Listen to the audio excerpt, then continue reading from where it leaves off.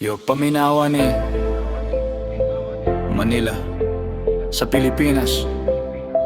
Kung wala kay sulod ang imong bulsa, ang hustisya dugay mo lihok, pero ang dugo sa usa ka inosente, din may malubong sa yuta. Hustisya para kang Rene, pagkaot sa hunyo.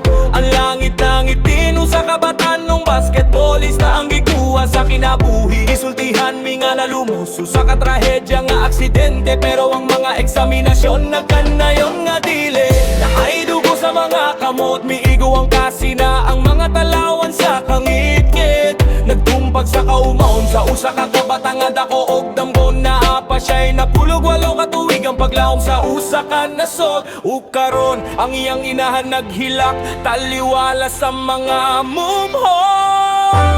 Hustisya hinay, kuyod ang mga tinil tungod kay pobre mi. Ang among mga kasugi ilalom sa tapol, gifay sa kilid, gitanaw ang laing direksyon, pero ang pagbyong sa mga mata maong mukhang pakaon sa kalisangon. Hustisya para kang Rene, tinalan mo gawas ang tinod.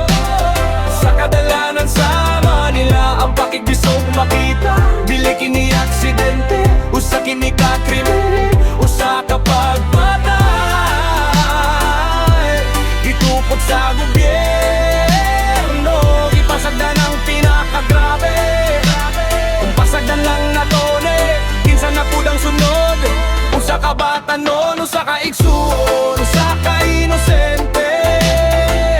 Dili-dili mi magpakahilom, iisa ang inyong tingog. Kini ang pakigbisog sa kataan, kini ang tinud na balaod. Ay kanawa kung giunsa nila pag dumalagi palit sa korupsyon ng mga adunahan na ay pribilehiyo. Ang mga pobre na ay unos, naghunahuna sila nga malimtan ra nato sa paglabay sa panahon nga ang kasakit sa usa ka inahan mapapasa usa ka gudlo. Dili ang kaso nagabog lang sa usa ka lamesa, samtang nga mga sad-an nagpasigarbo dito sa taas. Usa kini kapasidad, usa ka siyagit sa kagabiyon. Karon si Rene ug makinsa-kinsa ang sistema na sakit, kinahanglan itambal.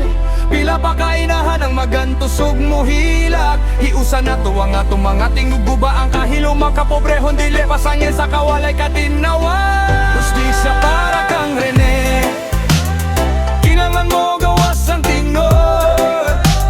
Sa kadalanan sa Manila ang pakigbisog makita, dili kini aksidente, usa kini ka krimen, usa ka pagpatay.